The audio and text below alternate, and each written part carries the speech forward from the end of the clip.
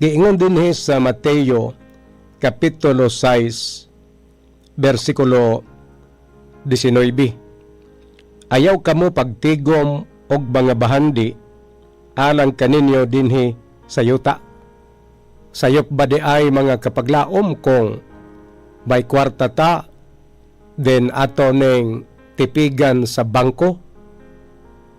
Sayop ba di ay kung naatay sa lapi, di nato iwaldas kay para sa atong future, labi na sa atong kabataan mga kaigsunan. Wala gay problema kung magtigom kag bahandi apan mga kaigsuunan.